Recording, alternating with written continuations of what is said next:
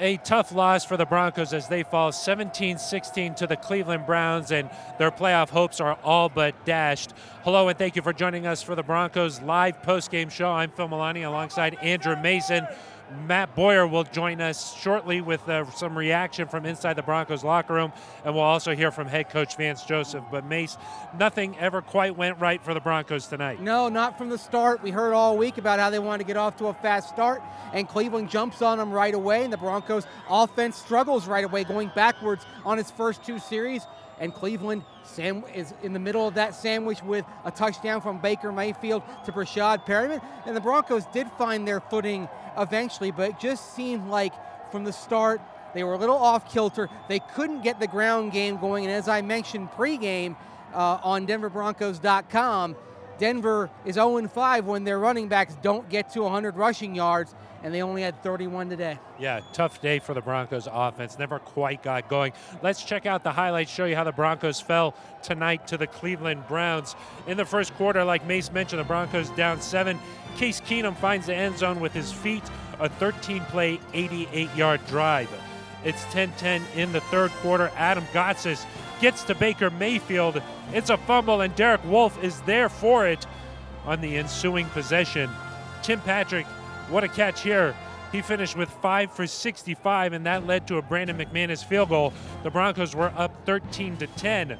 Final play of the third quarter, Von Miller passes Simon Fletcher with his 98th career sack. That's the most in franchise history. In the fourth quarter, though, after Case Keenum's second interception of the game, Mayfield finds Antonio Callaway, makes it 17-13 Browns. The Broncos had a chance late there. Adam Gotsis with a big stop on fourth down, but the Broncos offense stalls out around midfield. Couldn't quite get into field goal position. And Mace, what do you think about the late game execution? It didn't really work out for the Broncos. Obviously, they get to midfield, and the spike, you're trying to save time, but it also costs you a valuable down. And I'll give credit to Cleveland. They went, they went all out with their calls. They're calling blitzes. That fourth down blitz with Jabril Peppers. Case Keenum really didn't have a shot. He ends up taking the sack. The other thing I look at in the fourth quarter is the start of the fourth quarter. The Broncos, you remember, at that point, they're down to one healthy, available cornerback, with Bradley Roby having the cut in his mouth and unavailable at that moment. And they get the stop on third down. Huge play, crowd's going crazy. But then you give the football right back to the Browns when your secondary is still hamstrung, struggling with injuries, and of course the suspension of Jamar Taylor. That sequence right there, giving the ball right back to the Browns early in the fourth quarter, led to their touchdown. That, in retrospect, is probably where the game was lost. Yeah, the Broncos' injuries catching up to them, especially in the secondary, just down to Tremaine Brock was really the only cornerback out there for a large part of that drive. You literally had Diamante Thomas playing cornerback and Justin Simmons, who's been your slot corner in recent weeks, becoming an every down base package corner. Not something the Broncos or any team really wants to find themselves in, but that's what they were left with Isaac Yiadom and Chris Harris Jr. both hurt, both inactive, and then Jamar Taylor getting ejected from the game. I know Broncos fans are upset now. Playoff hopes all but done here. We hope to get some reaction from the guys inside the locker room shortly.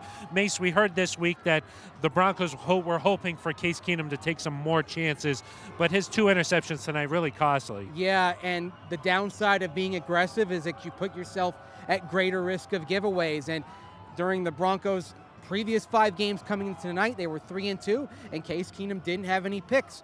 When he went through that first half of the season, and he was being a bit more aggressive, he didn't have a clean game. At least 1 interception each time out, and the Broncos were 3-5, and so that no interception streak ends. He throws 2 tonight, and the Broncos back on the losing side, losing in the Browns for the first time since the year 1990. Yeah, yep. Terrible to see that streak come to the end. Yeah. The Broncos now 6-8 on the season, still have a chance to finish the year 500. Mace, how about the inability to run the ball tonight? We've seen it back-to-back weeks now. Ever since Emmanuel Sanders really went down, teams are loading the box. Exactly, as well they should, because you look at the Broncos without Emmanuel Sanders, and if you're a defensive coordinator game planning for them, what are you trying to do? Stop their best player. Who's been their best player other than Emmanuel Sanders? it's been Philip Lindsay. So everything is keyed around stopping Philip Lindsay and stopping that running game. And for a while, in the first half, the Broncos compensated well. Didn't work out in the end. Yeah, Baker Mayfield led a fourth quarter touchdown drive that eventually gave the Browns a win. Let's go inside the Broncos locker room where Matt Boyer is standing by with safety Will Parks. Thanks, Phil. Yeah, here inside the Broncos locker room with Will Parks. Will, a tough one for you guys. It seemed like the defensive backs, let's talk about that first. You guys go down a couple DBs. The safeties step up. Talk about the perseverance through that second half for you guys. And we ain't want to lose no beat, man. I'm pretty sure if the safeties went down, the corners would go back, and everybody knows the playbook. So, when we went down, we was like, we still good. We still good, and we made adjustments, and we was good. Simple as that. You've been through tough losses, but how do you now try and move past this for these final 2 games of the season? I don't know. Simple as that. You just got to keep working, but at the end of the day, we don't know. We got to keep working, man. This team is resilient, really resilient, and we just came out short again. So we just got to keep fighting. Keep fighting, keep working. We'll appreciate your time. Yes, sir. Phil, we're going to send it back to you on the field. Thank you very much, Matt. Yeah, no answers for this Broncos defense, really. I mean, the injuries just really caught up to them. A lot of things went wrong. Brandon Langley left the game with a concussion. Yep. Jamar Taylor ejected. And then Bradley Roby with the cut inside his mouth. That really hurt the Broncos, especially on that one drive when they needed the secondary the most. Yeah, exactly. And the Browns saw the weakness and they exploited it. I mean, you know, football, you've got to adapt sometimes, but rarely are you having to adapt to a situation when your cornerback core is down against one man standing. Frankly, I've never seen that before happen to a team in a game as a result of injuries accumulating over a few weeks where they basically had one corner. And you know, Justin Simmons and Diamante Thomas, they did all they could under adverse circumstances, but it wasn't enough, and the Browns are talented enough. And you could see that tonight in spurts to make the Broncos pay. Yeah, and the Broncos defense did come up with a stop there, a big fourth down play where the Browns essentially needed just 1 yard to end the game. Adam Gotsis made the big play there. And Adam Gotsis had the strip sack earlier in the third quarter that stopped that Cleveland 15-play drive that consumed 9 minutes and 11 seconds. Seemed like the Browns were never going to get off the field, and Adam Gotsis took care of that. So on a pretty grim night for the Broncos, one of the bright spots was Adam Gotsis turning in what seemed to be the best game of his career so far. A very frustrated Broncos locker room, of course.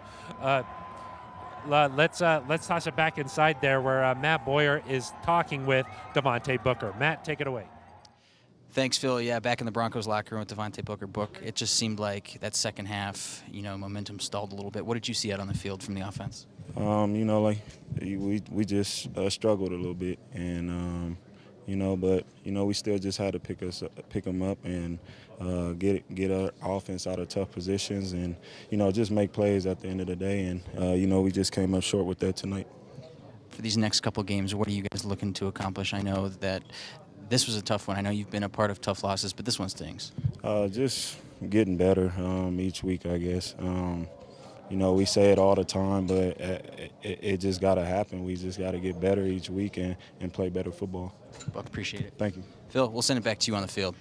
Thank you very much, Matt. Yeah, frustrating day for the Broncos. They're going to have to get some help tomorrow, but most likely this is the end of their playoff chances. Yeah, and that means the next couple of weeks are about playing for pride and also finding out what you have in some of these young players like Jeff Holland and Diamante Thomas, who played extensively tonight. All right, well, I believe that Vance Joseph is at the podium, so let's send it over to the coach. That's going to do it for us. For Matt Boyer, Andrew Mason, I'm Phil Milani.